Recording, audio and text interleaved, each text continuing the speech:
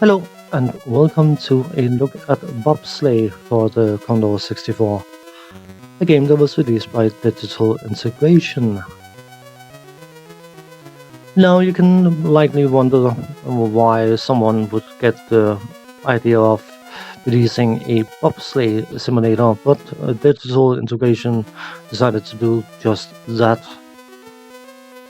You start off with a cash sum of £12,000 and have to spend that money buying a bobsleigh so you can compete. The only bobsleigh you can afford at the beginning of the game is the amateur bobsleigh, which will cost £8,000. You can choose between a 2-man bobsleigh or a 4-man bobsleigh. The cost is exactly the same. Once you have done that, you need to decide on whether you want to do a single race or a season thing. And of course, the season will take you through all 6 races in the bobsleigh season. And the aim is to win the different bobsleigh races, of course, thereby earning points and also earning sponsor money, which is what will keep you afloat.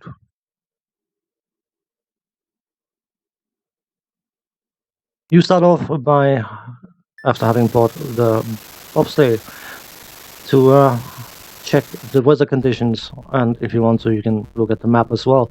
But the weather condition is incredibly important because of the runners of your bobsleigh, or on your bobsleigh, I should say, because they are directly tied to how fast your bob is capable of going along the track.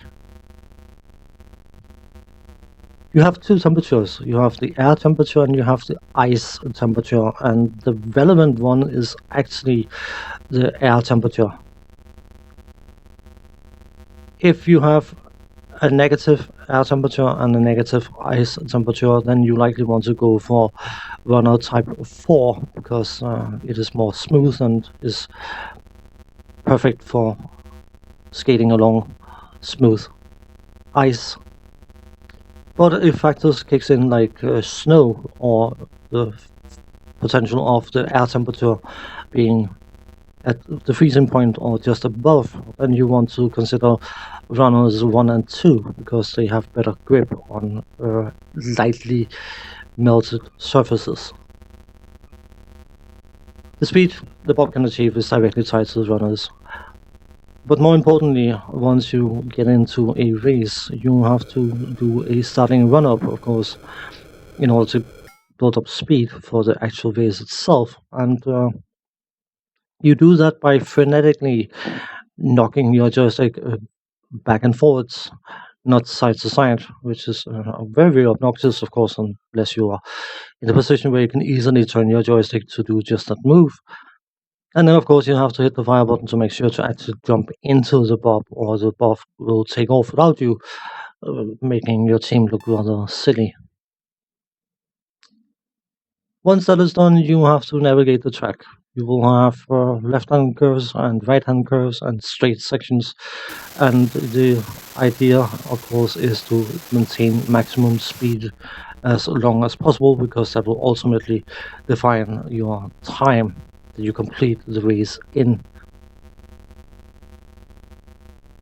The bob comes with a brake, but you are not to use it except for when you pass the finishing line, because of course if you start using the brakes on the bob, you will tear into the ice on the track, making it less smooth for other competitors, and such an action is very, very frowned upon. So after going down the track and hopefully winning the race, you will be presented with a screen listing all the times. If you're playing a single race, then you will go through the second race of your set and then be done with it. But if you're playing a season, then you will be going through the second race of the set and then go to the next venue in the season. Once you've been through all 6 venues, depending on the point score and your cash availability, you will be allowed to continue. And if you can afford a higher class above, then you can compete in the national league thing. The management part of the game is basically to make sure you don't run out of funds, and you do that by winning. And then, of course, maintaining your team because their fitness will drop, especially if you end up in a crash. And in order to access the team's fitness, you have to go into the cash menu and then pay for some training, and then again waggling the joystick up and down in order to increase the fitness of your team. The graphics are represented by some 3D kind of thing for the racing, and while the graphics themselves aren't particularly spiffy looking, it suits the game's type effectively, I would say, or sufficiently, or whatever. Similar phrasing. The biggest downside to the graphics is it's not running particularly fast. And of course, if you've watched Bobsleigh racing at any point, you will know that they are moving at quite a speed. 115 kilometers may not seem like an awful lot when you look at racing cars, but when you are in a little box the size of a large skateboard, then that speed is going to feel incredibly fast, and that is unfortunately not reflected by the graphics. The sound effects are what they need to be and nothing more. The title tune is the sort of Winter Olympics inspired, but again, it is what it needs to be and nothing besides that. But the controls, which is something that quite a few people have been complaining about, you need to use left and right to steer your bob when you are on the track, and the sensitivity of the controls are directly tied to the speed you're going at, and the amateur bob, the highest speed you can obtain with the correct runners on a given track is 125 kilometers. But if you get it slightly wrong, you are able to obtain a maximum speed of 119. And the difference in sensitivity between 119 and 125 kilometers is quite excessive, to be honest. The game can feel incredibly unforgiving in its requirement of your success, because you need to win in order to earn money, in order to be able to progress, of course, and the allowance for failure is quite low before you end up in a position where you run out of money and basically have to restart the game.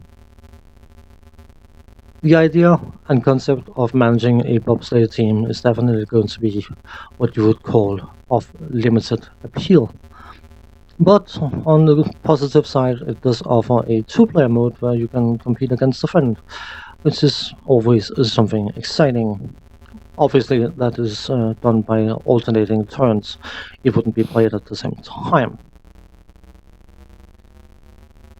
While the game is of a limited scope, and it badly needs a map when you are racing so you can see at what point you are on the track, a lot of people have been absolutely slamming this game for being obnoxiously hard to control and all that kind of stuff. And while I will be the first one to say that the game is nowhere near as good as it could have been, I also don't think it is as bad as certain people try to make it.